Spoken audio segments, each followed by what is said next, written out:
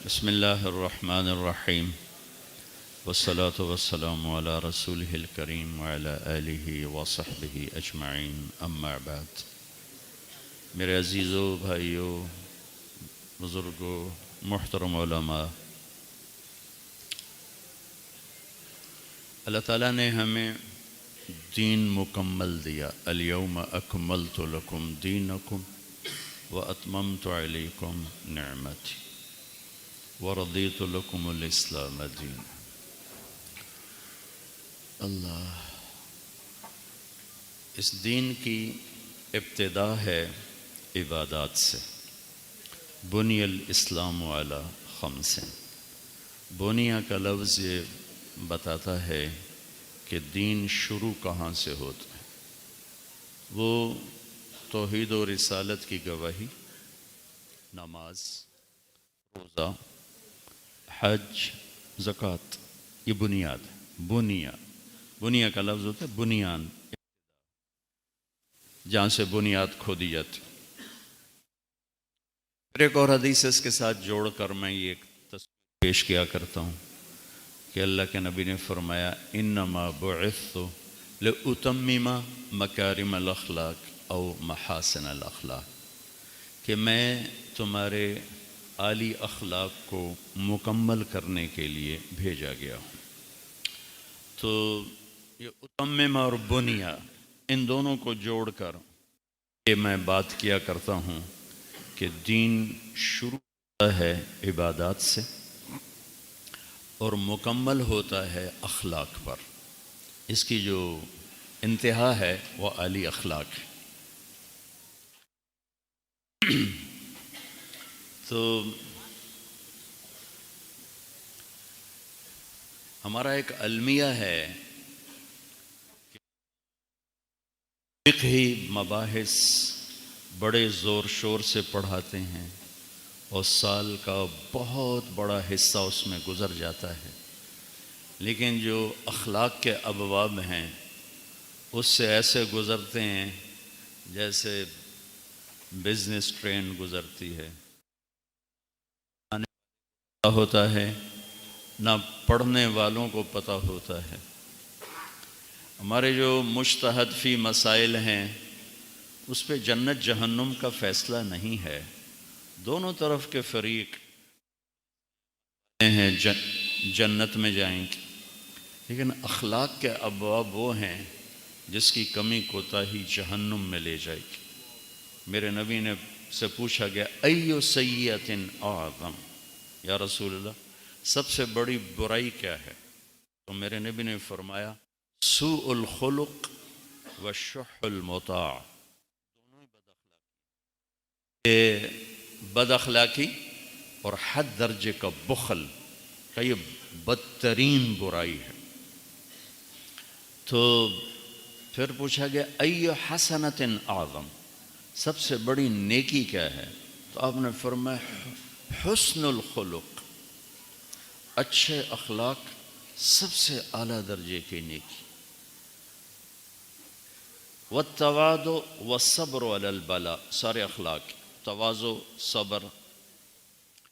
ایک نے پوچھا یا رسول اللہ ارید ان یکمل ایمانی، میں چاہتا ہوں میرا ایمان مکمل ہو جائے۔ آپ نے فرمایا حسن خلقک یکمل ایمانک، تو اپنے اخلاق اچھے کر، تیرا ایمان مکمل ہو جائے گا۔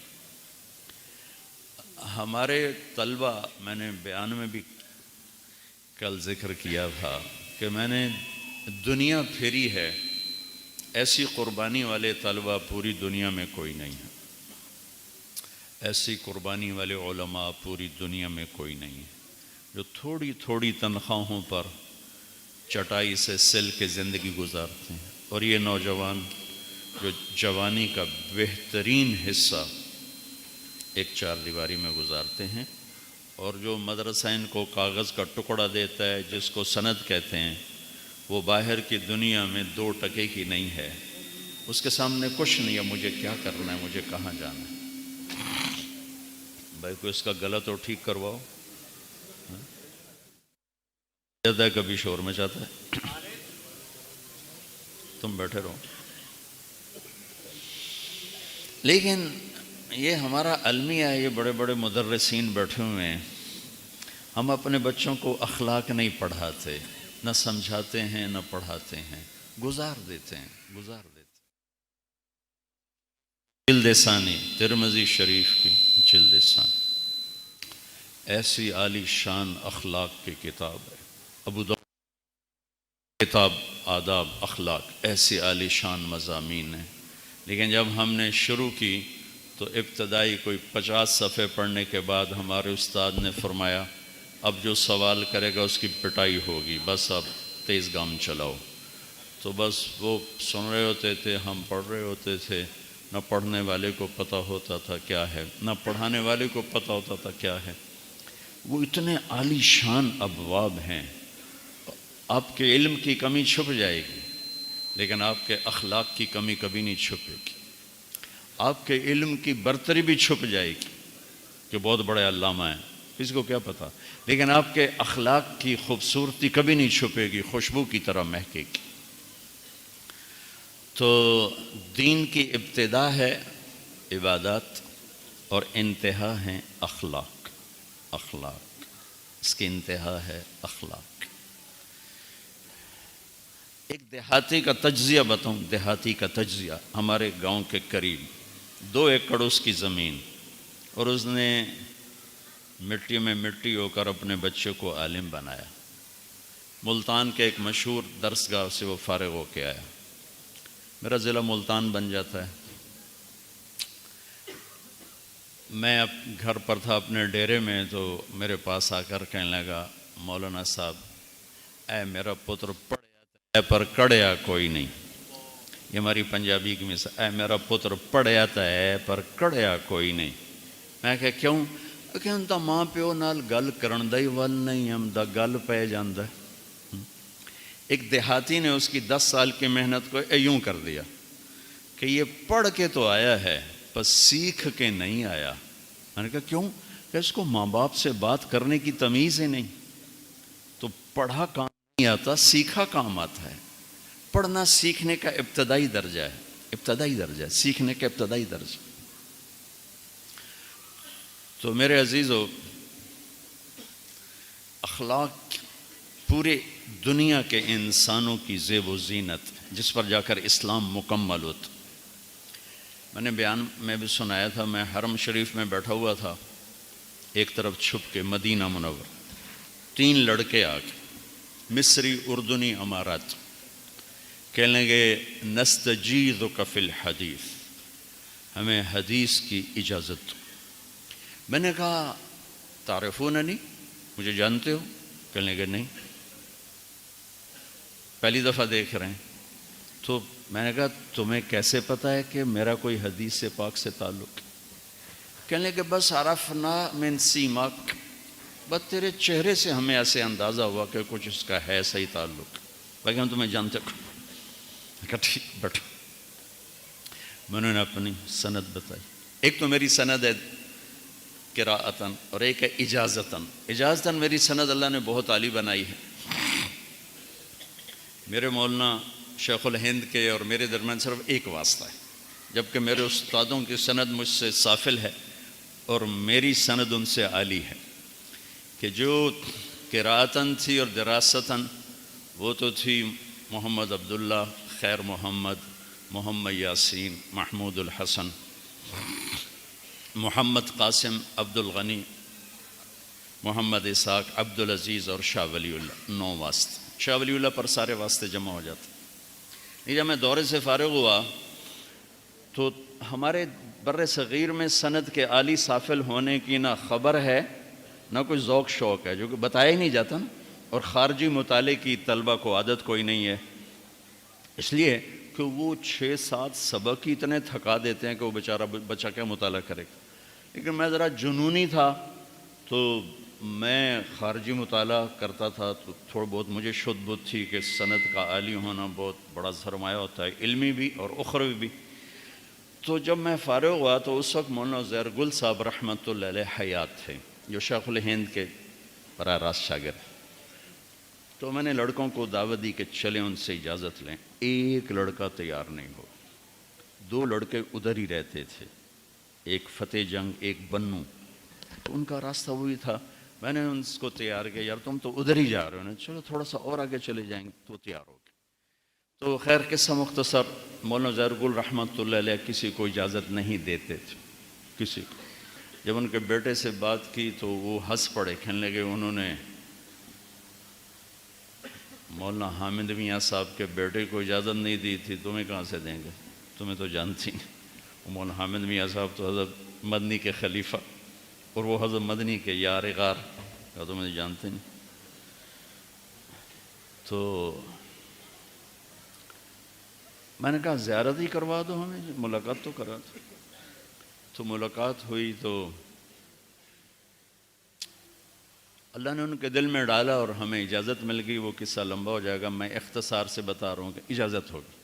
تو پھر فرمایا کہ دیکھو میں تم پہلے ہو جنہیں میں زندگی میں اجازت دے رہا ہوں، میں نے آج تک کسی کو اجازت نہیں دی، کسی کو بتانا نہیں۔ میں نے کہا جی بہت اچھا۔ وہ دنیا سے چلے گیا، ہم نے ڈھنڈورا پیٹ دیا کہ ہمارے پاس تو ایک بہت بڑا سرمایہ ہے۔ تو اس طرح سے پھر میری سند بن گئی عزیر گل، محمود الحسن، محمد قاسم، عبد الغنی، محمد اسحاق، عبد العزیز، ولی اللہ، ساتواں۔ تو ولی اللہ سے ابو طاہر مدنی، احمد القشاشی، اور ابراہیم الکردی، احمد القشاشی، ابو المواہب شناوی، محمد بن احمد رملی، ابو یحییٰ انصاری، ابن حجر اسقلانی، ابراہیم بن احمد التنوخی، احمد بن ابی طالب الحجار، حسین بن مبارک الزبیدی، عبد الاول بن عیسیٰ الحربی، عبد الرحمن بن مظفر الداودی، عبداللہ بن احمد السرخسی، محمد بن یوسف الفربری، اور محمد بن اسماعیل البخاری۔ تو میں نے ان کو بتائی تو کہنے لگے وقع، دستخط کرو۔ میں نے کہا ایک سوال کروں گا پھر دستخط کروں گا۔ کہنے لگے کیا؟ تو یہ بیٹھا تھا مصری، یہ اردنی، یہ اماراتی۔ میں نے کہا ما زینت العلم والعالم، عالم اور علم کی خوبصورتی کیا ہے، زینت کیا ہے؟ تو مصری نے کہا التقوی۔ میں نے کہا لا۔ انہوں نے کہا تقوی، میں نے کہا نہیں۔ اماراتی اردنی بیٹھا تھا، اس نے کہا الزہد، زہد، میں نے کہا لا، نہیں۔ اماراتی نے کہا الاخلاص، اخلاص، میں نے کہا نہیں۔ کہنے لگے کیوں؟ دیکھو زینت کے لفظ کا تقاضا ہے کہ چیز نظر آنی چاہیے۔ زینت وہاں بولا جاتا ہے جہاں نظر آئے، تو لہٰذا یہ کڑھائی کہاں کی جاتی ہے؟ کرتے پر، یہاں کی جاتی ہے، ٹھیک ہے نا؟ ادھر کی جاتی ہے، کندھوں میں کی جاتی ہے، یہاں کی جاتی ہے، جہاں سے نظر آئے، جہاں سے نظر آئے۔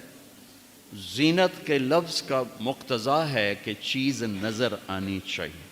کوئی بنیان پہ کڑھائی کرتا ہے پھر کرتے اٹھا کے دکھاتا پھر اے دیکھو، بنیان پہ تو نہیں ہوتی نا، کہ دیکھو لفظ زینت وہاں بولا جاتا ہے جہاں چیز نظر آئے، نظر ہی نہیں آتی۔ التقویٰ ہا ہونا، تقویٰ اندر، زہد ایک کیفیت ہے، اندر ایک آدمی بڑا مالدار ہے پر زاہد ہے، ایک آدمی بڑا فقیر ہے پر حریص ہے، لہذا زہد کا تعلق کوئی پھٹے کپڑوں سے نہیں، اور اعلیٰ پوشاک کا تعلق کوئی حرص و ہوس سے نہیں۔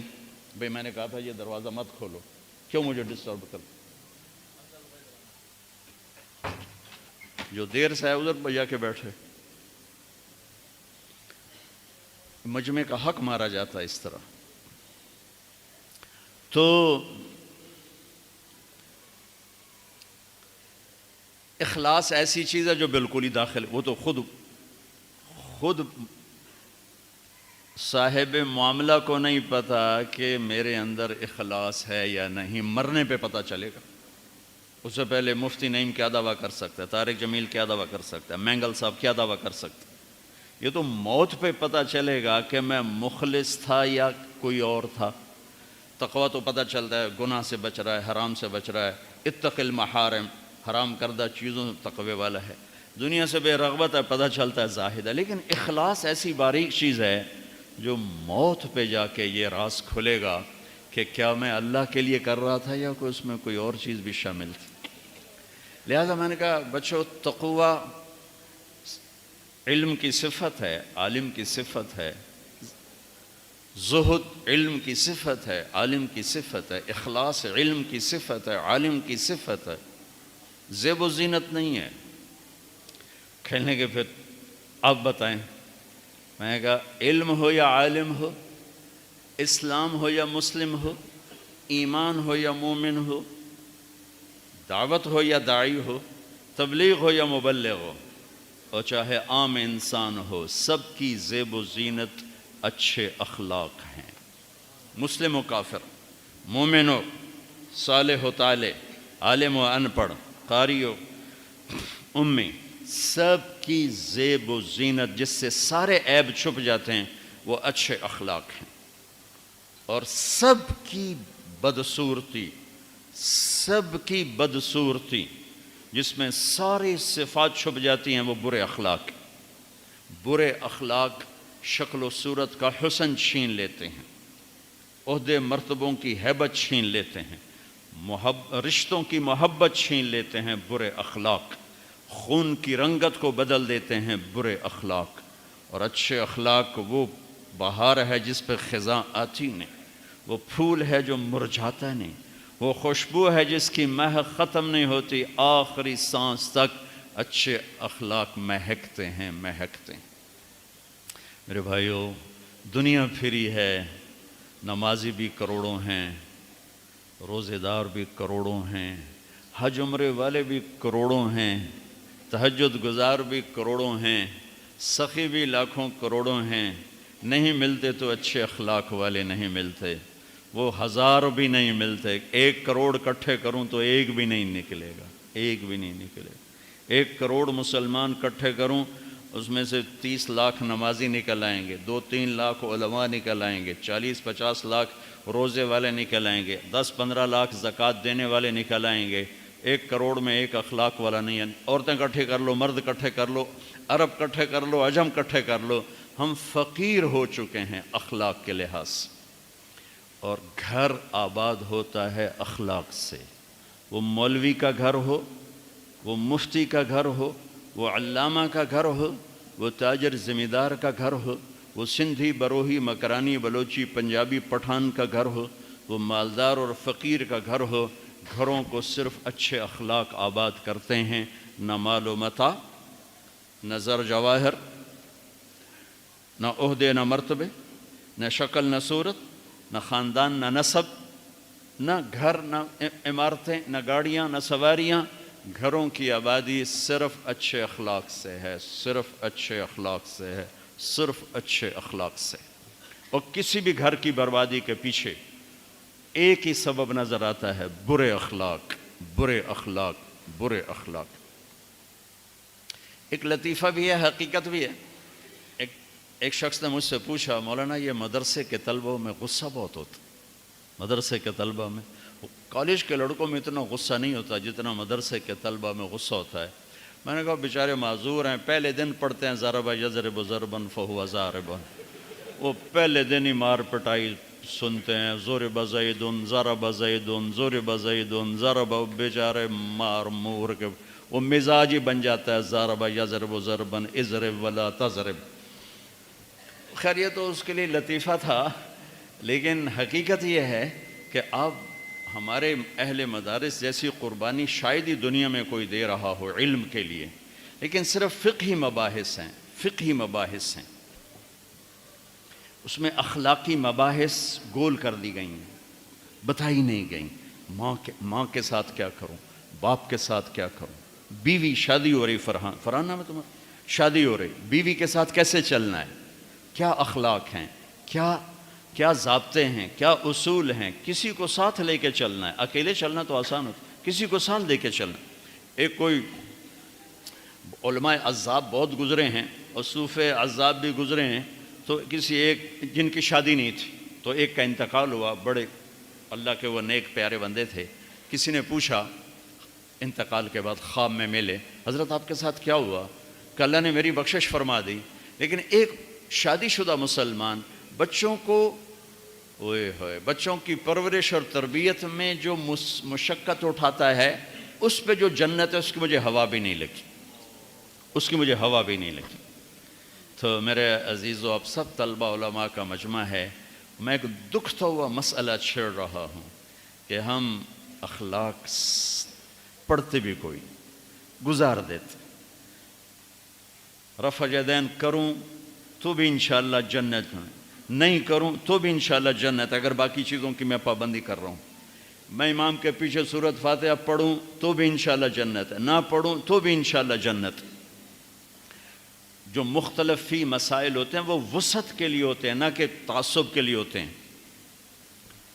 اب دیکھو، مولانا انور شاہ صاحب کشمیری رحمۃ اللہ علیہ سے بڑا وکیل احناف کوئی نہیں پیدا ہو سکتا، اور مفتی شفیع صاحب رحمۃ اللہ علیہ کے مضمون چھپا ہوا ہے کہ زندگی ضائع کر دی کہ ایک مجتہد فی چیز کو راجح ثابت کرنے میں ساری زندگی لگاتے۔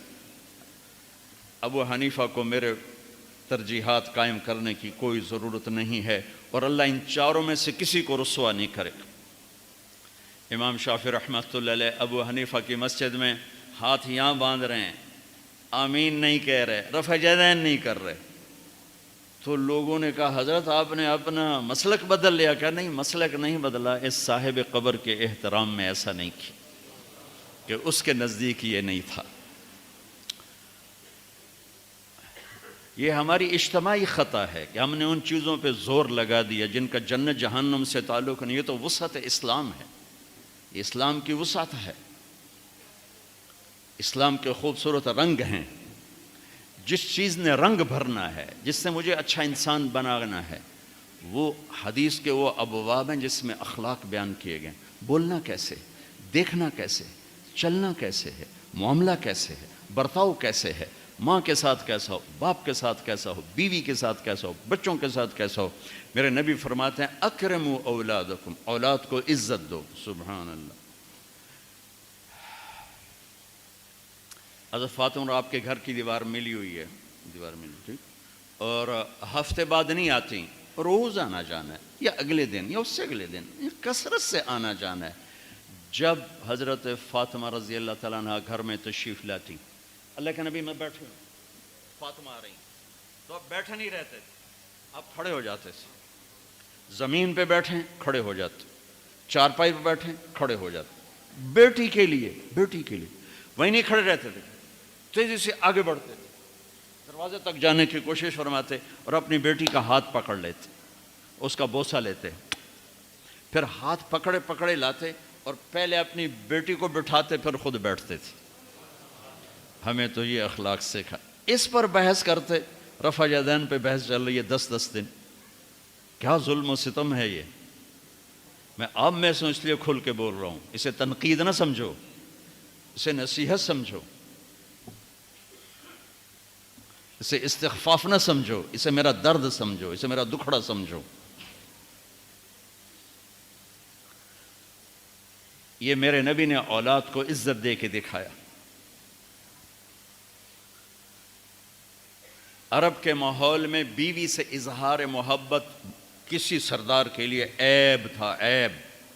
معشوق کے لیے اظہار محبت فخر تھا، اس کے لیے شعر و شاعری فخر تھا، لیکن مجھے بیوی سے پیار ہے، یہ موت۔ ماحول ایسا ہے کہ بیوی سے اظہار محبت عیب ہے اور معشوق سے اظہار محبت فخر ہے۔ ایک نمونہ پیش کرتا ہوں، توبہ بن السمہ، جس کو ہم مجنو کہتے ہیں، مجنو۔ لیلہ تو لیلہ ہی تھی، لیکن مجنو کا نام توبہ بن السمہ الخفاجی، خفاجی مکے میں آباد ہیں، عراقی قبیلہ ہے عرب کا۔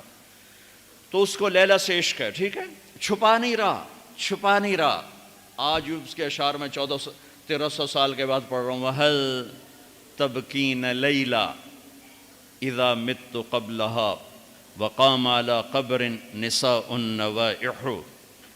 شعر پڑھا، بیچ میں لیلہ، ٹھیک ہے، كَمَا لَوْ أَصَابَ الْمَوْتُ لَيْلَا بَكَيْتُهَا وَجَادَ لَهَا دَمْعٌ مِّنَ الْعَيْنِ صَافِحُ۔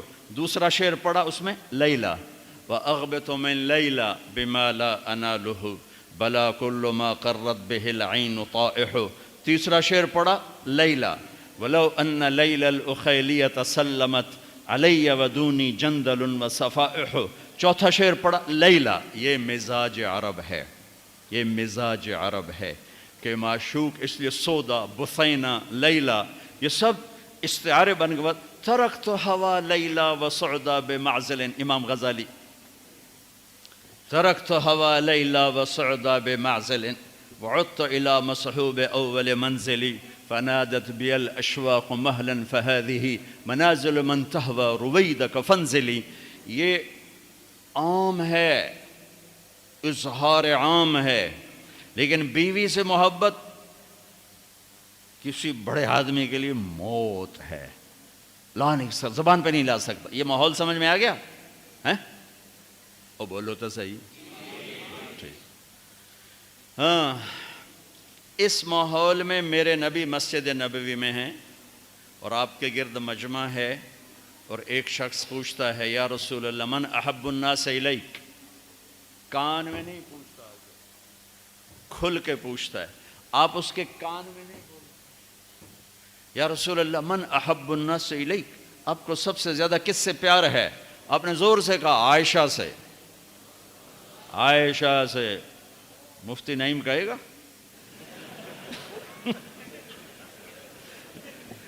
آپ نے کہا عائشہ سے. وہ تو ہل گئے. یہ کیا ہوا؟ انہوں نے سوال بدلا. یا رسول اللہ میرا مطلب تھا من الرجال، میں وہ نہیں پوچھ رہا، میں پوچھ رہا ہوں مردوں میں کس سے پیار ہے. تو میرے نبی نے نبض دیکھ لی کہ اس کو ہضم نہیں ہوا، تو اب آپ نے کہنا تھا ابو بکر، تو آپ نے کہا عائشہ کے ابا سے. ہاں ابوہا، ابوہا. مجھے پتا ہے، میں سمجھ گیا ہوں تو کیا کہاں سے بول رہا ہے. مجھے عائشہ کے ابا سے پیار ہے. یہ حدیثیں پڑھانے کی تھیں کہ جب اس بچے کی شادی ہوتی اسے پتہ ہو مجھے کسی کی بیٹی کو لے کے کیسے چلنا ہے. مختلفی ابواب تو مرور کے لیے ہوتے ہیں. اللہ نے امت کو تقسیم کر دیا ہے، بلاک بنا دیے ہیں. حنفی بلاک الگ ہے، شافعی الگ ہے، حنبلی الگ ہے، مالکی الگ ہے، سب جنت کے راستے اللہ کے فضل و کرم سے. لیکن یہ وہ ابواب ہیں جو ان بچوں نے نہ پڑھے تو یہ اپنی بیویوں کو خراب کریں، اپنے ماں باپ کو خراب کریں.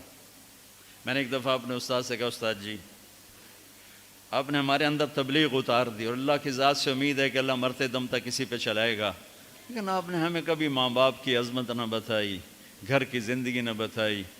میرا زمیندارہ ماحول تھا، میری ماں میرا باپ مجھے ٹینڈ کرانے کو ناپسند کرتے تھے. تو اب ہمارے ہاں اس طرح پھراؤ اس طرح پھراؤ. ہم نے اسے ہی سنت سمجھ یہ تو بدعت ہے. میرے نبی نے تو صرف عمرے کے لیے ٹینڈ کروائی ہے اور یا حج کے لیے کروائی ہے، باقی تو بال ہی رکھے ہیں. تو جب میری ماں کہتی ٹینڈ نہ کرو میں اس طرح پھرا کے آ جاتا. تو اتنا مجھے کوستی، اتنا وہ غمگین ہوتی. تو میں نے کہا اتنی گندی سی بات پر میں اپنی ماں کو دکھ دیتا رہا. پتہ ہی کوئی نہیں تھا، پتہ ہی کوئی نہیں تھا. جبکہ میرے نبی فرما رہے ہیں کہ میں عشاء کی نماز میں کھڑا ہوتا اور سورۃ فاتحہ پڑھ رہا ہوتا، ادھر سے میری ماں مجھے پکارتی تو میں اس کے لیے نماز توڑ دیتا. یہ مضامین پڑھانے کے. اور جب آپ حج پہ تشریف لے گئے، 12,000 کا مجمع لے کر نکلے آپ 25 ذوالقعدہ کو. اب وہاں پر پہنچتے پہنچتے میرا خیال ہے 60-70 ہزار ہو گیا ہوگا یا کم و بیش 40-50 ہزار. اب ذوالحلیفہ، پھر ملل، پھر روحہ، پھر عفایا، پھر عرج، پھر عصفان، اور پھر مرہ ظہران اور صرف اور بیروزی طوا. 8ویں رات آپ مکہ میں داخل ہوئے. یہ آپ کا روٹ میں نے آپ کو بتایا حج کا. ابوا میں آپ کا قیام تھا ابوا بستی میں، لیکن ابوا کے پہاڑوں میں میرے نبی کی ماں سوئی ہوئی ہے. جب آپ کا قافلہ اس جگہ پہنچا تو آپ نے اونٹنی کو قصوہ پہ سوار تھے پہاڑوں میں موڑ دیا. نئے لوگ کہنے لگے یہ کہاں جا رہے ہیں؟ راستہ تو یہ ہے. پرانے لوگوں کو پتہ ہے ماں کی قبر پہ جا رہے ہیں. اپریل کا مہینہ، چلچلاتی کڑکتی دھوپ، ننگے سر ہیں آپ. میں نے زیارت کی ہے اس جگہ کی. تو وہ اتنا اونچا پہاڑ ہے جتنا یہ مولانا کی مسجد کا گنبد ہے، نیچے سے اتنا اونچا ہے، وہاں جا کر اونٹنی کو بٹھایا، اوپر چڑھے، جیسے کچھ کم ہوگا، تو ماں کی قبر کے سرانے جا کے یوں بیٹھے، گھٹنے اٹھائے، ہاتھ یہاں رکھے اور سر یہاں دیا، دیکھو مجھے کیا، جیسے چھوٹے بچے نہیں رونے کے لیے گھٹنے اٹھاتے ہیں، سر اوپر رکھتے ہیں، پھر یوں بازو اوپر رکھ کے سر نیچے رکھتے ہیں، یہ اس کیفیت میں میرے نبی قبر کے سرانے بیٹھے اور روتے روتے روتے دھاڑی آنسوں سے تر کرتے، اور پھر فرمایا کہ میں آج رات ادھر ہی قیام کروں گا۔ آپ آگے نہیں گئے، وہاں قیام کیا، کچھ نے آپ کے ساتھ قیام کیا، کچھ آگے چلے گئے۔ تو میرے عزیزو، زندگی میں سب سے خوبصورت سرمایہ ایمان کے بعد وہ اچھے اخلاق ہیں۔ میری عبادت کی کمی چھپ جائے گی، میرے علم کی کمی چھپ جائے گی، لیکن میرے اخلاق کی کمی نہیں چھپ سکتی۔ میری عبادت کی کثرت چھپ جائے گی، میرے علم کا ذخار ہونا چھپ جائے گا، لیکن میرے حسن اخلاق نہیں چھپ سکتے۔ یہ خوشبو ہے پھیل کے رہتی، اور برے اخلاق بدبو ہے جو پھیل کے رہتی۔ تو ایمان شروع ہوتا ہے، اسلام شروع ہوتا ہے عبادات سے، مکمل ہوتا ہے اخلاق سے، ٹھیک ہے؟ اخلاق، اور اخلاق مکمل کس سے ہوتے ہیں؟ حیا سے۔ والحیاء شعبۃ من الایمان، اس کو الگ ذکر کرنے میں بہت بڑا پیغام ہے۔ حیا، حیا، حیا، اسلام مکمل ہوتا ہے اخلاق پر، اخلاق مکمل ہوتے ہیں حیا پر، اور حیا مکمل ہوتا ہے نکاح پر۔ جس معاشرے میں نکاح نہیں ہوتا وہاں زنا پھیلتا ہے، جب زنا پھیلتا ہے تو اللہ کی پھٹکار برستی ہے، اور قوموں کی قومیں، نسلوں کی نسلیں برباد ہو جاتی ہیں۔ جس معاشرے میں بد کرداری پھیل جائے، فحاشی پھیل جائے۔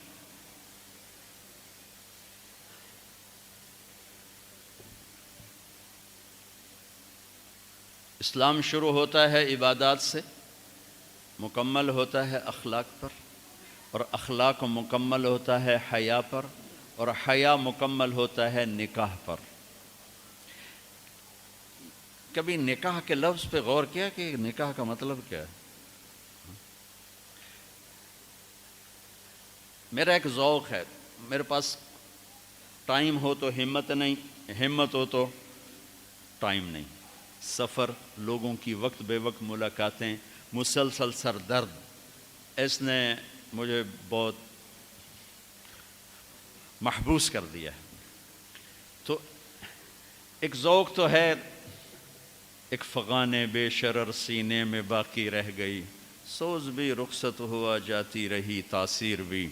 بڑی محنت سے پڑھا تھا، نصاب کو حفظ کیا تھا، یاد کیا، تکرار نہیں، سن رہے ہو؟ تکرار نہیں، حفظ، یاد کیا، یاد کیا، منطق جیسے فضول کو یاد کیا، جو غبی کو سمجھ میں نہیں آتا اور عقل مند کو ضرورت کوئی نہیں۔ ابن تیمیہ فرماتے ہیں غبی کو سمجھ میں نہیں آتا اور سمجھدار کو ضرورت کوئی نہیں۔ یاد کیا، زبان یاد کی، سلم یاد کی، یاد کی۔ تو بڑا ذوق تھا کہ میں مدرس بنوں، میرے مقدر میں اللہ نے کچھ اور لکھا تھا، میں اس پہ راضی ہوں، اللہ کی تقسیم پہ راضی ہوں۔ تو اب میں کیا کرتا ہوں کہ میں لفظ کو لیتا ہوں، لفظ کو لغت میں ڈھونڈتا ہوں، لغت میں کیا کیا معنی ہیں، وہاں سے کچھ نکالنے کی کوشش کرتا رہتا ہوں اپنے طور پر۔ تو لفظ نکاح، نکاح کا کیا؟ نکاح، فرحان کا نکاح فلاں کی بیٹی کے ساتھ، قبول ہے، ہاں جی قبول۔ اور لفظ نکاح کا مطلب کبھی دیکھا کہ نکاح کسے کہتے ہیں؟ نکاح کی اصل ہے دو چیزوں کا یکجان ہو جانا، دو چیزوں کا یکجان ہونے کو نکاح کہتے ہیں۔ پھر اس کی چار شکلیں بتائی ہیں لغت میں۔ بارش کا زمین میں جذب ہو جانا، ہلکی بارش جس کا زمین میں جذب ہو جانا، بارش کا پانی اور زمین یکجان ہو جائیں، ٹھیک۔ دوسرا مطلب نیند کا آنکھوں پہ چھا کر اسے بند کر کے سلا دینا، نیند اور آنکھ یکجان ہو جائے۔ مرد کا عورت پہ اعتماد کرنا اس حد تک کہ دونوں یکجان ہو جائیں۔ درختوں کی شاخوں کا آپس میں مل کر ایک جان ہو کے چھاؤں بنا دینا، یکجان ہو جائیں، اس کو نکاح کہتے ہیں۔ اب لغت اٹھاؤ، کیا خوبصورت لفظ اللہ اس رشتے کے لیے لایا ہے۔ لایا تو قرآن ہے، فانکحوا النکاح من سنتی۔ سبحان اللہ، کیا حسن ہے اس کلام کا اور اس لغت کا۔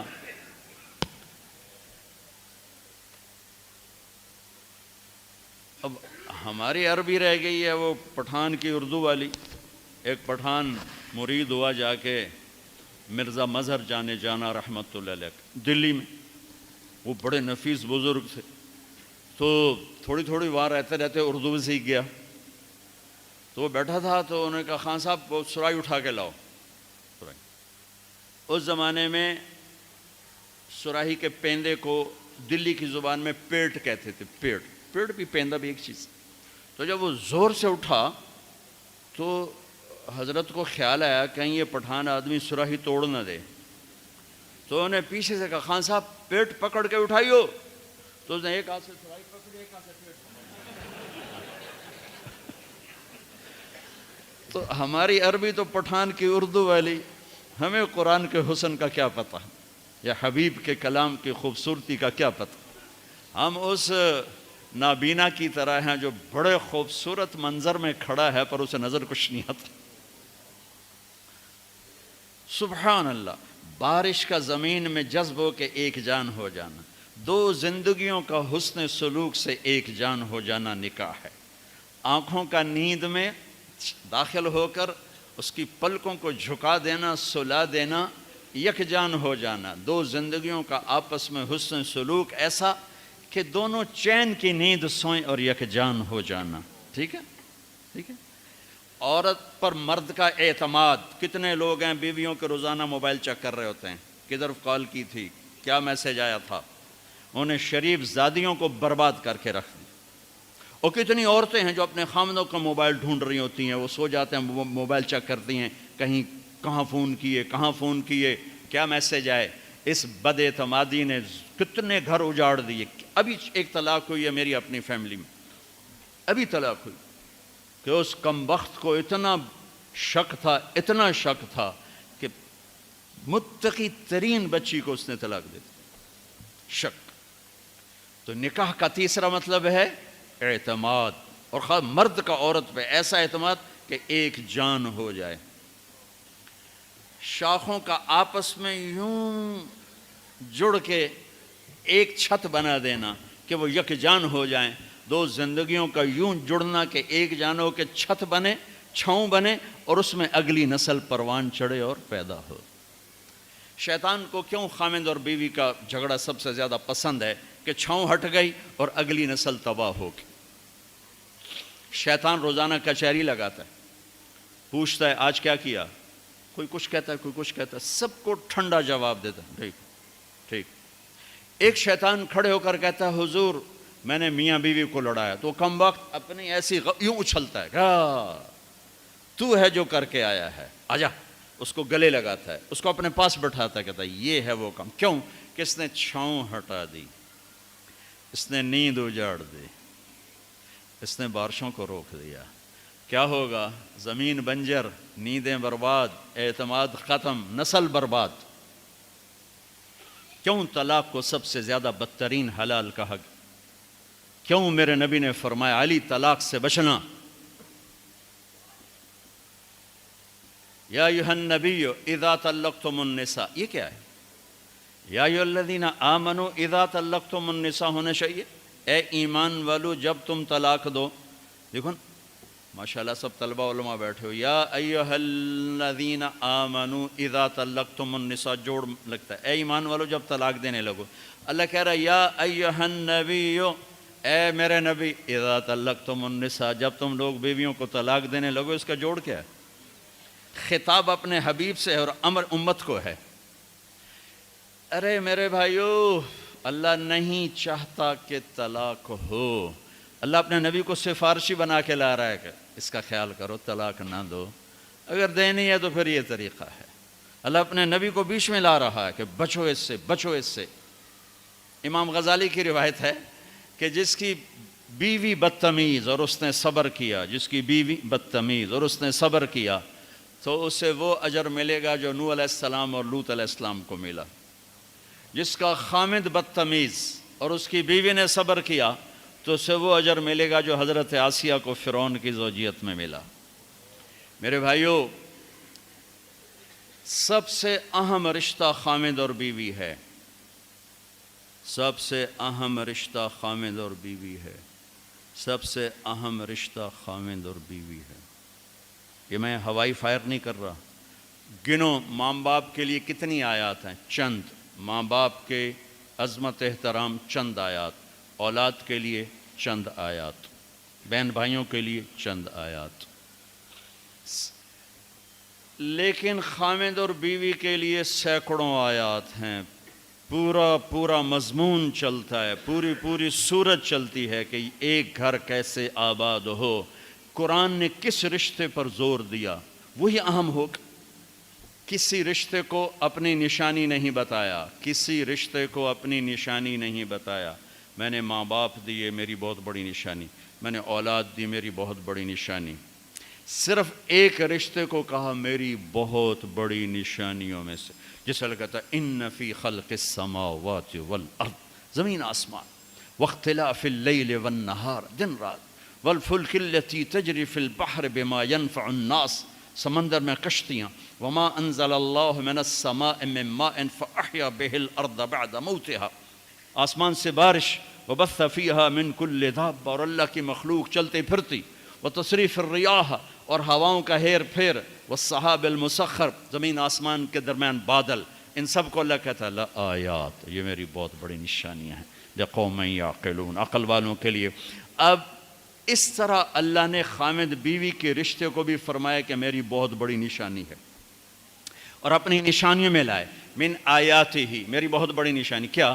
ان خلقکم من تراب ثم اذا انتم بشر تنتشرون، میری کتنی بڑی نشانی ہے کہ مٹی کا بنا طارق جمیل بول رہا ہے، اور مٹی کے بنے یہ منظور مینگل جیسے علامہ بیٹھے ہوئے ہیں۔ یہ کتنی بڑی نشانی ہے کہ سارے مٹی کے بنے ہوئے، اور کیا ان سے نکل رہا ہے، کیا بول رہے ہیں، کیا چل رہے ہیں۔ ٹھیک ہے، اللہ کہتا ہے میری نشانی ہے۔ اگلی آیت چھوڑ دو، اس سے من آیاتہ خلق السماوات والارض واختلاف السنتکم والوانکم، میری بہت بڑی نشانی ہے کہ میں نے زمین آسمان بنائے، تمہاری زبانیں الگ، تمہارے چہرے الگ۔ اس سے اگلی من آیاتہ منامکم باللیل والنہار وابتغاؤکم من فضلہ، میری بہت بڑی نشانی سلا دیتا ہوں، اٹھا دیتا ہوں، رزق کو زمین میں ڈال دیا، تم نکالتے پھرتے ہو۔ من آیاتہ یریکم البرق خوفا وطمعا، میری بہت بڑی نشانی بادل، بجلی، بارش، گرج، چمک، کڑک، اجتماع میں کتنی بارش ہوئی، سب بھیگے پڑے تھے بیچارے۔ من آیاتہ ان تقوم السماء والارض بامرہ، میری کتنی بڑی نشانی ہے کہ زمین آسمان کھڑے ہوئے ہیں، قائم ہیں۔ ٹھیک ہو گیا، میں نے ایک آیت چھوڑ دی تھی۔ جب میں نے کہا مٹی سے انسان نشانی، میرے دماغ نے کہا واقعی۔ جب میں نے کہا زمین آسمان میرے رب کی نشانی، میرے دل نے کہا بالکل صحیح۔ جب میں نے کہا سونا اٹھنا، رزق کی تلاش میرے اللہ کی نشانی، میرے دل نے کہا بالکل صحیح۔ جب میں نے کہا آسمان سے بارش، بجلی، گرج، چمک میرے رب کی نشانی، ہاں بہت بڑی نشانی۔ زمین آسمان قائم ہیں، میرے رب کی نشانی، ہاں بہت بڑی نشانی۔ اب میں وہ آیت پڑھنے لگا جو میں نے چھوڑ دی، جس کو نہ میرا کبھی دل مانا نہ کبھی دماغ مانا کہ اچھا یہ بھی اللہ کی نشانی ہے۔ یہ بھی کیا ہے؟ من آیاتہ ان خلق لکم من انفسکم ازواجا لتسکنوا الیہا وجعل بینکم مودۃ ورحمہ ان فی ذلک لآیات لقوم یتفکرون۔ میری بہت بڑی نشانی کہ میں نے خامد اور بیوی کا رشتہ بنایا، اور اس میں 3 چیزیں ڈالیں، سکون ڈالا، محبت ڈالی، ہمدردی کو ڈالا۔ اولاد سے گھر بھرا ہو، بیوی نہ ہو تو کہتا گھر ہی ویلا پہ، گھر ہی ویلا پہ، پوتے پوتیاں ہوں خامد نہ ہو تو بیوی کہتی گھر ہی سونا ہے، گھر ہی سونا ہے. لِتَسْكُنُوا إِلَيْهَا. ایک لفظ ہے للعالمین، ایک ہے یتفکرون، ایک ہے یسمعون، ایک ہے یعقلون. یتفکرون کا لفظ اللہ یہاں لائے، ان فی ذلک لآیات لقوم یتفکرون. سب سے طاقتور لفظ اس رشتے کے ساتھ جوڑا. خلق السماوات للعالمین. منامکم باللیل والنہار یسمعون. یریکم البرق خوفا وطمعا یعقلون. یعقلون یسمعون للعالمین. اور سب سے طاقتور لفظ لائے اس جگہ جہاں فکر لگے گا تو پتہ چلے گا یہ رشتہ بہت بڑا رشتہ ہو. یہ اللہ کی نشانی ہے، ورنہ کم فکر والے کو نہیں پتہ چلے گا.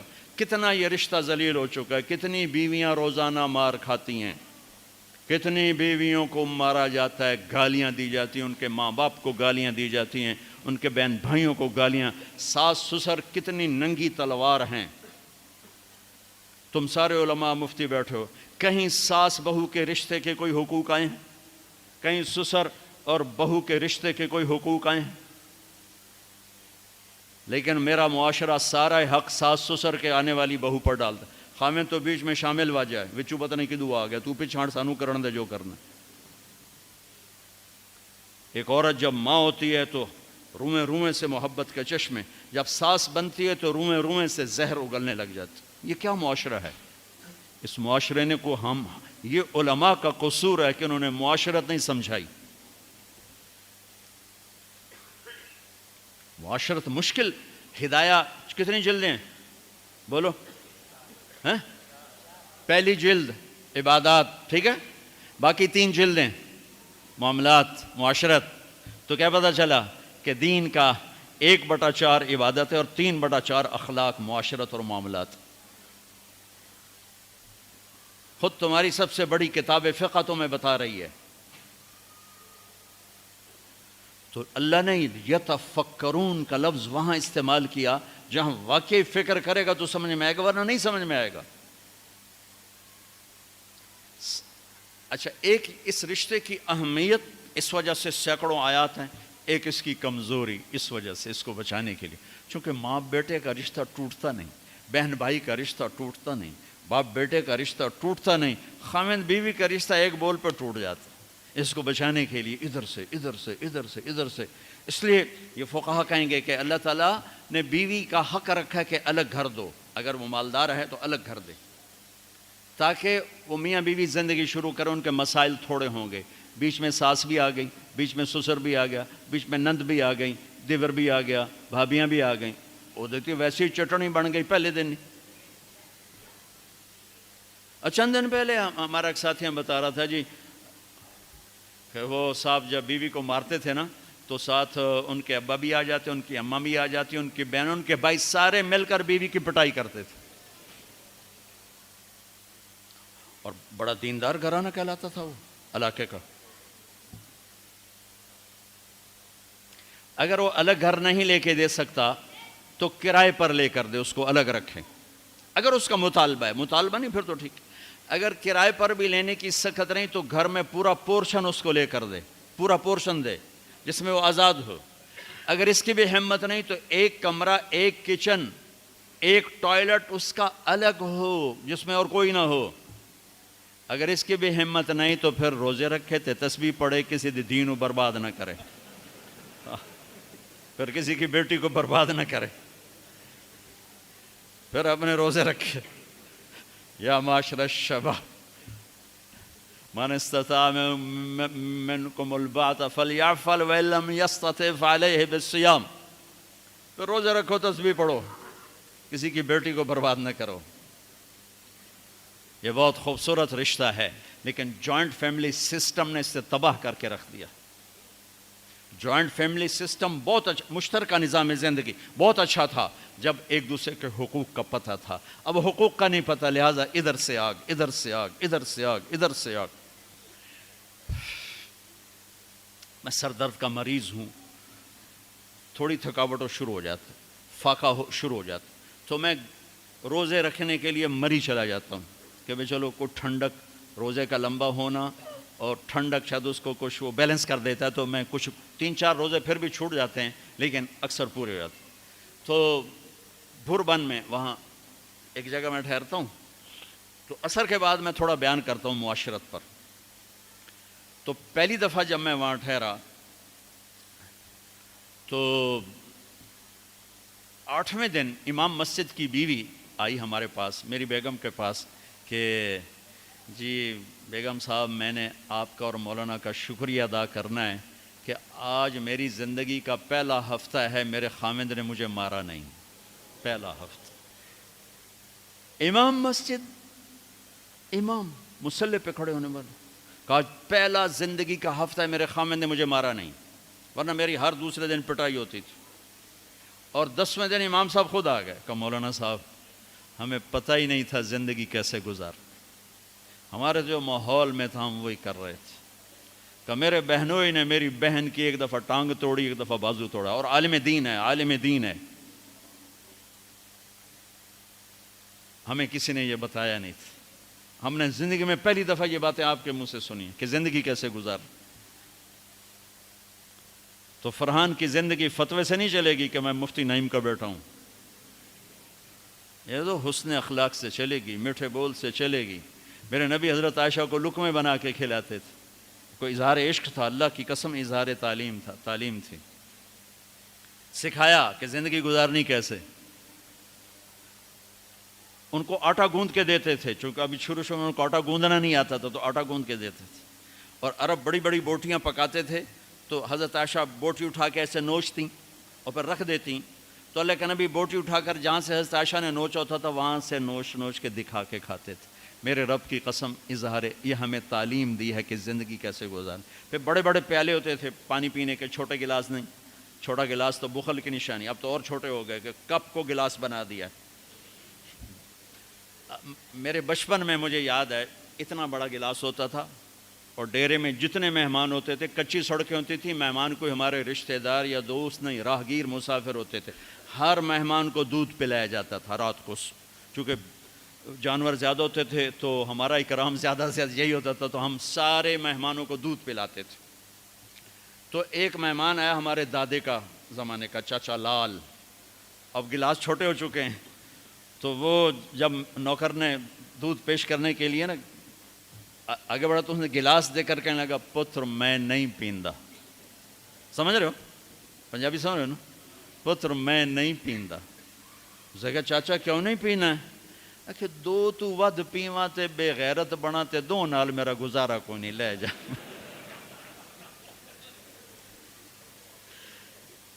تو بخل کا زمانہ آ گیا، چھوٹی چھوٹی گلاسیں آ گئی، تو بڑے بڑے گلاس ہوتے تھے، تو اما عائشہ رضی اللہ عنہا پانی پی رہے ہیں، رکھ دیا، میرے نبی اٹھا کر جہاں حضرت عائشہ کے ہونٹ لگے ہوتے تھے وہاں ہونٹ رکھ کے پانی پیتے تھے۔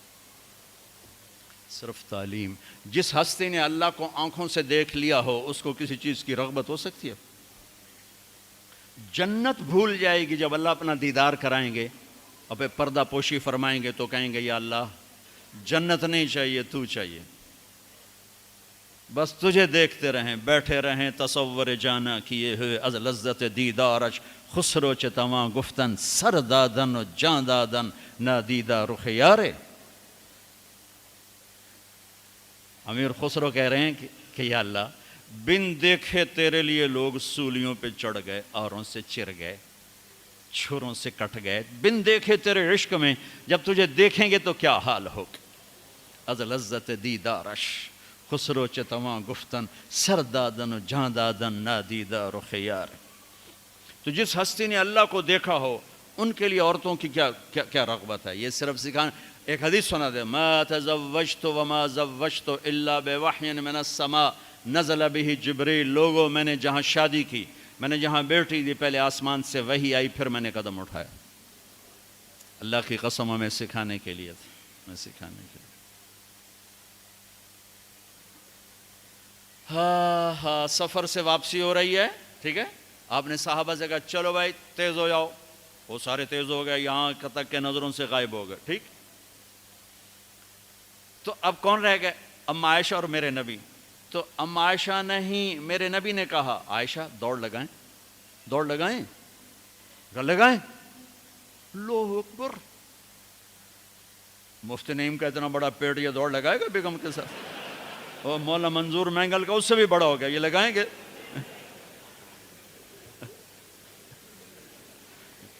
تو عائشہ دوڑ لگائیں؟ کہا جی لگائیں۔ تو حضرت عائشہ فرماتی میں آگے نکل گئی لیکن ابھی پیچھے رہ۔ پھر کچھ عرصہ گزر گیا، کئی سال گزر گئے، پھر ایک سفر سے واپسی ہو رہی، آپ نے کہا ہاں بھائی آگے جاؤ، وہ سارے آگے جا گئے، اجل ہو گئے۔ آپ نے کہا عائشہ دوڑ لگائیں؟ کہا جی لگائیں۔ تو کہا ان دنوں میں موٹی ہو گئی، تبدنت کا لفظ مجھے یاد ہے، کہ میں موٹی ہو گئی تھی، تو جب دوڑ لگائی تو لیکن ابھی آگے نکل گئے، تو آپ نے کہا عائشہ ہذہ بتلک، اب تو میں برابر ہو گئی۔ اللہ کی قسم زندگی سمجھانے کے لیے تھا۔ جہاد کا سفر سارا صحابہ کا قافلہ ہے، جنگ کا زمانہ ہے، دشمن چاروں طرف ہے، اور ہم ام عائشہ رضی اللہ عنہ اونٹ پہ بیٹھیں اور ہاتھ لگایا تو ہار غائب۔ فرمایا میرا تو ہار کوئی نہیں، میں تو نہیں جاؤں گی، میرا ہار ڈھونڈو۔ تو میرے نبی نے نہیں فرمایا چل بیٹھ، اتنے لوگوں کو تو پریشان کرتی ہے، تجھے پتہ نہیں میں نے سبق پڑھانا تو میرے پیچھے پڑ گئی۔ طلبہ میرا انتظار کر رہے ہیں۔ آپ نے کہا بھائی عائشہ کا ہار ڈھونڈو، سب ڈھونڈنے میں لگ گئے، شام ہو گئی، سورج چھپ گیا اور ہار نہیں ملا، اور اس کے بعد تلاش بند ہو گئی، اندھیرے میں کہاں ملے گا؟ اب کیا ہوا؟ پانی رات کو عشاء میں ختم ہو گیا، فجر کی نماز کا وقت داخل ہونے والا ہو گیا، اور پانی کوئی نہیں، تیمم کی آیات نہیں اتریں۔ لوگوں نے ابو بکر کو تانے دینے شروع کہ تیری بیٹی کی وجہ سے اب نماز کا کیا بنے گا؟ ابو بکر غصے میں آئے اما عائشہ کے خیمے میں، تو اللہ کے نبی گود میں سر رکھے سو رہے تھے۔ اب آپ تو باپ تھے، تو آ کر اب بول تو سکتے نہیں، اور چہرے سے دوری تیری وجہ سے ہی ہو، اور یہاں پسلی میں ماری انگلی، زور سے انگلی ماری، تو کہتے میں ایسے سخت ہو گئی تاکہ میرا بدن حرکت نہ کرے کہ کہیں اللہ کے نبی اٹھ نہ جائیں۔ تو چہرے سے غصے کا اظہار کر کے، اور میرے والد مرحوم جو تھے نا، وہ گالیاں بہت نکالتے تھے، اور ان کی بخشش کر، پنجاب کے ذمہ دار کیا تھے۔ جب میں تبلیغ میں لگ گیا تو اب وہ عادت مجھ سے شرماتے تھے، تو جب میں ہوتا تھا نا تو نوکر کو بلا کر اس کو کام میں گالی۔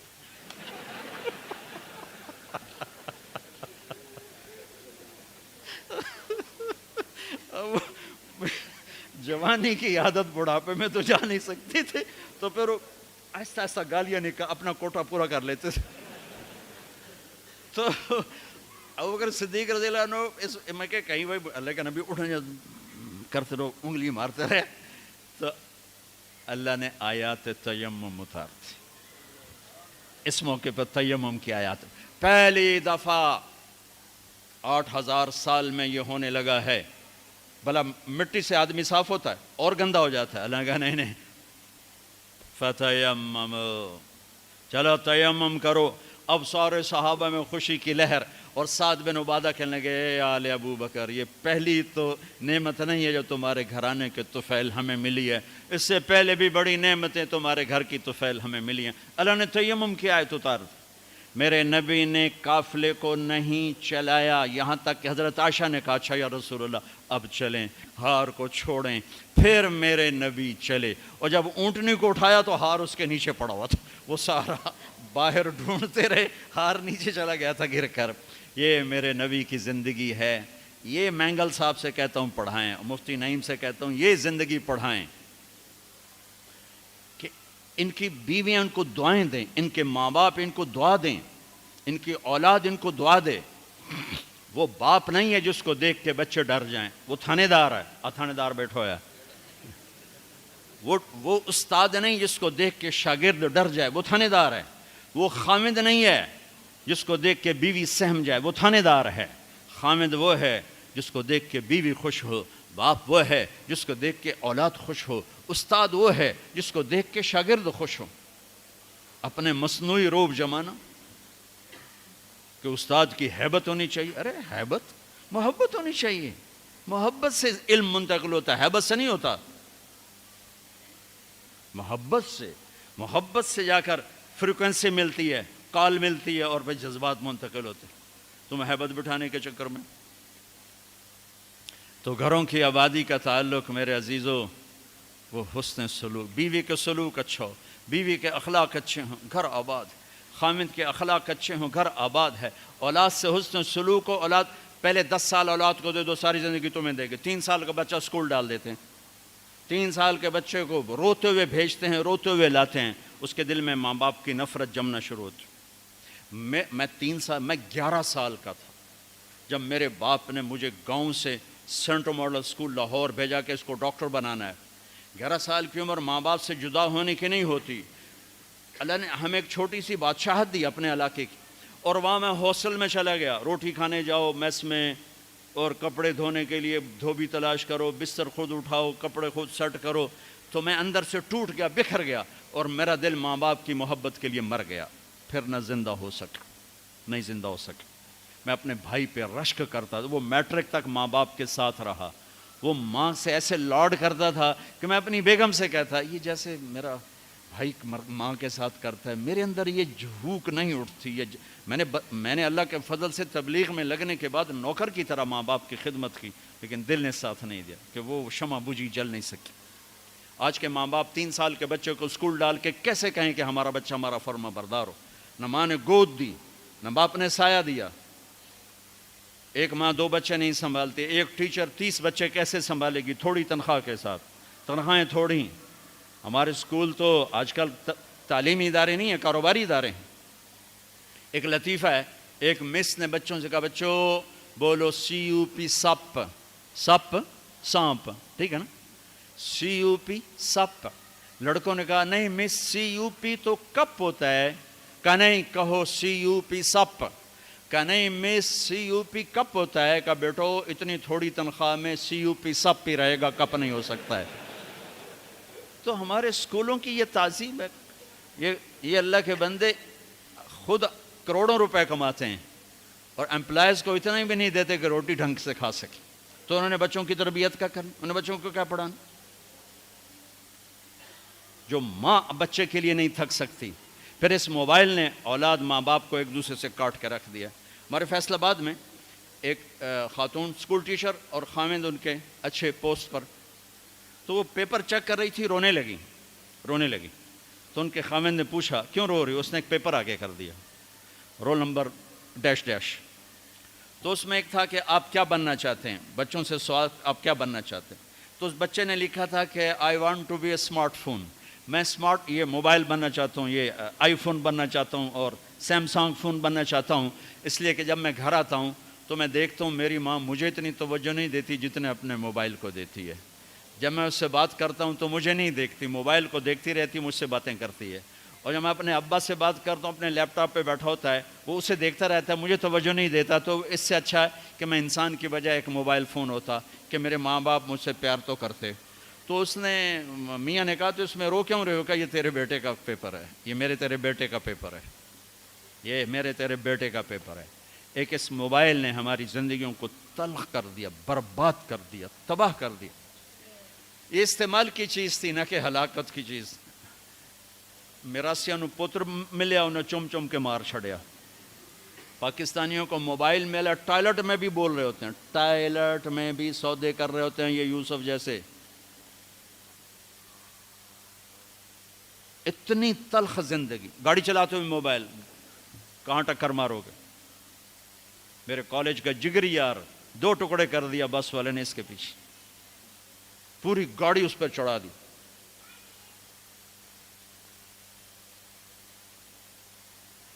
تو بھائیو میرے نبی کی زندگی سیکھو، زندگی سیکھو، زندگی سیکھو، زندگی سیکھو۔ تو یہ نکاح سے متعلق چند باتیں ہیں جو میں کہا کرتا ہوں، یہ عام طور پہ ہمارے سامنے نہیں ہیں۔ ضبط، برداشت۔ اگر زندگی کو نکھارنا ہے، ضبط کرنا سیکھو، برداشت کرنا سیکھو، غصے کو پینا سیکھو۔ یغلبن الکریم ویغلبہن اللئیم۔ اللہ اکبر۔ میرے نبی نے فرمایا اخلاق والے پہ بیویاں غالب آ جاتی ہیں اور بد اخلاق بیویوں پہ غالب آ جاتے ہیں.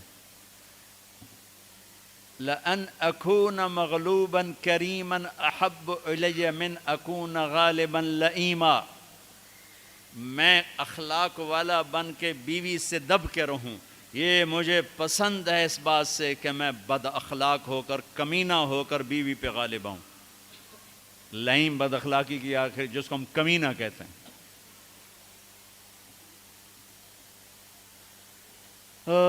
خیرکم خیرکم لأہلہ وأنا خیر لأہلی. میرے نبی نے فرمایا سب سے بہترین مسلمان وہ ہے جو بیوی سے اچھا سلوک کرے، اور میں تم میں سب سے اچھا سلوک کرتا ہوں اپنی بیویوں کے ساتھ. میمونہ رضی اللہ تعالیٰ عنہ کے گھر آپ کی باری ہے اور آپ کو پیشاب آیا، آپ اٹھے پیشاب کے لیے، پیچھے حضرت میمونہ کی آنکھ کھل گئی تو انہوں نے دیکھا بستر خالی، تو ان کو نفس نے چکر دے دیا. ان کے جی میں آیا کہ اللہ کے نبی مجھے چھوڑ کر کسی اور بیوی کے پاس چلے گئے. تو انہوں نے سوکن پنا غالب آیا. سوکن تو سوکن ہی ہوتی ہے. سو کن، یہ دو لفظ ہیں. سو کن، سو عدد ہے. کن کسے کہتے ہیں؟ یہ جو لوہار جب لوہے کو اس پر تیز کر رہا ہوتا ہے نا اپنے اس پر ہتھیار پر، تو اس سے شرارے نکلتے ہیں، لوہے کے باریک ذرے نکلتے ہیں. تو وہ باریک ذرہ جو آنکھ میں جا پڑے اس کو کن کہتے ہیں. وہ اتنا تیز ہوتا ہے کہ ایک آنکھ میں چلا جائے تو آدمی بے قرار ہو جاتا ہے. تو دوسری بیوی کو کہتے ہیں 100 لوہے کے ذرے جیسے کان میں آنکھ میں پڑ جائیں تو اس سے جتنی تکلیف ہوتی ہے.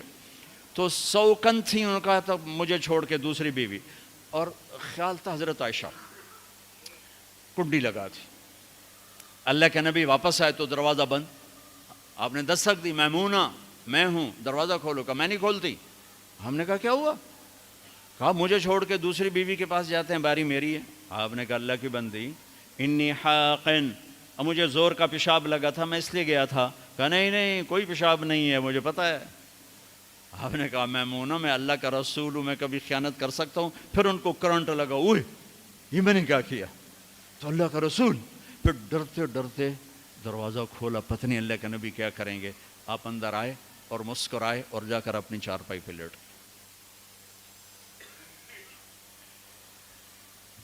تو میرے عزیزو، میرے بھائیو، کسی بھی انسان مرد عورت کی زندگی کی خوبصورتی، خوشحالی، خوشحال، خوش ایک کیفیت کا نام ہے، حال ایک لمحے کا لمحہ موجود کو حال کہتے ہیں. خوشی ایک کیفیت ہے. لوگ کیا سمجھتے ہیں؟ خوشحال ہے، پیسے بہت ہیں. میں نے تو کسی پیسے والے کو خوشحال نہیں دیکھا. سب کو میں نے اپنے مسائل کا میں گھرا ہوا دیکھا ہے. خوش اور حال دو لفظوں کو ملا کر گیا خوشحالی، خوشحال. ہر لمحہ موجود میں خوشی ہو، ہر لمحہ گزرنے والے میں خوش ہوں. اس کا تعلق میرے آپ کے اخلاق کے ساتھ ہے، پیسوں کے ساتھ نہیں، چیزوں کے ساتھ نہیں. تو بھائیو اپنے اخلاق بنائیں، میں بھی بناؤں، آپ بھی بنائیں. اور میرے نبی نے کہا علی میں تمہیں اولین و آخرین کے اخلاق بتاؤں. اولین و آخرین کا جی کیا ہیں؟ تصل من قطعک وتعطی من حرمک وتعفو عن من ظلمک. جو توڑے اس سے جوڑ، سبحان اللہ. جو نہ دے اس کو دے، جو زیادتی کرے اسے معاف کر. کہ یہ اولین و آخرین کے اخلاق. اور جو یہ سیکھ گیا، آپ نے کہا میں ضامن ہوں جنت الفردوس میں گھر لے کر دوں. اس کا نام تزکیہ ہے. اس کا نام اخلاق کی انتہا کا نام تزکیہ ہے. قلب جاری ہونے کا نام تزکیہ نہیں، اخلاق کی انتہا پر پہنچنے کا نام تزکیہ ہے. تو میرے عزیزو، اپنے آپ کو بھی سناتا ہوں، آپ کو بھی، فرحان کو بھی، سب کو، ہم اپنے گھروں کو خوبصورت بنائیں اچھے اخلاق کے ساتھ. جس کے اخلاق اچھے ہیں، جسے برداشت کرنا آتا ہے، تعریف کرو. اپنے بچوں کی تعریف کرو، اپنے شاگردوں کی کوئی خوبی دیکھو تعریف کرو، اپنی بیوی میں کوئی خوبی دیکھو تعریف کرو، اپنے ماں باپ میں کوئی خوبی دیکھو تعریف کرو. بیوی اپنے خاوند میں کوئی خوبی دیکھے تعریف کرے تو دل بڑا ہو جاتا ہے. خوشامد حرام ہے، تعریف حق ہے. جو آپ سنتے ہو حدیث پاک جو تمہارے منہ پہ تمہاری تعریف کرے اس کو منہ میں مٹی ڈالو. یہ اس سے مراد تعریف نہیں، خوشامد ہے. جو تمہاری خوشامد کرے اس کے منہ میں مٹی ڈالو. یحبون ان یحمدوا بما لم یفعلوا، یہ خوشامد ہے. تعریف کسی مسلمان کا جائز حق ہے اس کی خوبی پر. اپنی بھی وہ ڈاکٹر عبدالحی صاحب رحمۃ اللہ علیہ ایک مرید کے ہاں گئے کھانا کھانے، تو کھانا ان کو پسند آیا. انہوں نے مرید سے پوچھا کس نے بنایا؟ کہا جی میری بیگم نے بنایا. کہا بلاؤ. وہ بیگم آ گئی تو کہنے لگے بیٹی میں نے آپ کے ہاتھ کا پکا کھانا کھایا، بہت بڑھیا تھا، بہت پسند آیا، جزاک اللہ خیر جزاک اللہ خیر. تو وہ بیگم رونے لگی زارو قطار. تو ڈاکٹر صاحب رحمۃ اللہ علیہ نے پوچھا بیٹی رونے کی کیا بات ہے؟ کہا حضور آپ کے مرید کے پاس 30 سال ہو گئے، 30 سال میں ایک لفظ کبھی میں نے اپنی تعریف کا نہیں سنا. دنیا کا بڑا بخیل انسان ہے جو کسی کی جائز تعریف بھی نہ کر سکے. تو بھائیو رشتوں کو پانی پلاؤ حسن سلوک کے ساتھ، تعریف کے ساتھ، درگزر کے ساتھ، محبت کے ساتھ، شفقت کے ساتھ. سینہ کھلا رکھو. اللہ نے عبادات کے اشارے کیے، اخلاق کو تفصیل تفصیل تفصیل سے بتایا. تو اللہ تعالیٰ میرے بھی اخلاق اچھے کر دے، آپ کے بھی اچھے کر دے.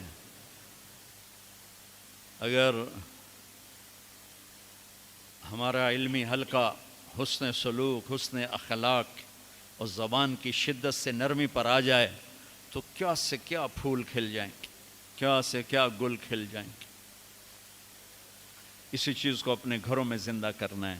ضحاکن بسامن، میرے نبی گھر میں ہنسنے والے تھے، مسکرانے والے تھے، اپنے گھر والوں کے ساتھ ایک عام انسان کی طرح رہنے والے. گھر میں جھاڑو دے رہے ہیں، اپنے کپڑے دھو رہے ہیں، کپڑا پھٹ گیا خود سی رہے ہیں، جوتا ٹوٹ گیا خود اس کو ٹھیک کر رہے ہیں. میرے نبی کا اپنے گھر کے یہ کام تھے. اور تبلیغ اس کو سیکھنے کی ایک محنت، جہاں سے مل جائے. تبلیغ خوبصورت محنت ہے، تزکیہ کی ہے. اللہ کے نیک بندوں کی صحبت میں بیٹھو، جہاں سے بھی یہ دولت ملے اسے حاصل کرنے کی کوشش کرو. اور تبلیغ ایک اس وقت کھلا راستہ ہے، جاؤ گے تو اللہ تعالیٰ بہت کچھ نصیب فرمائیں گے. ارادہ کرتے ہیں انشاءاللہ. تو اب آپ ایک ماحول میں، ایک معاشرے میں ہو. میں نے اتنا 1.5 گھنٹہ اخلاق کی بات کی ہے. اگر کوئی بچے آپس میں لڑے ہوئے ہوتے ہی آخر جوان خون ہے، یہاں سے اٹھ کے صلح کر لینا.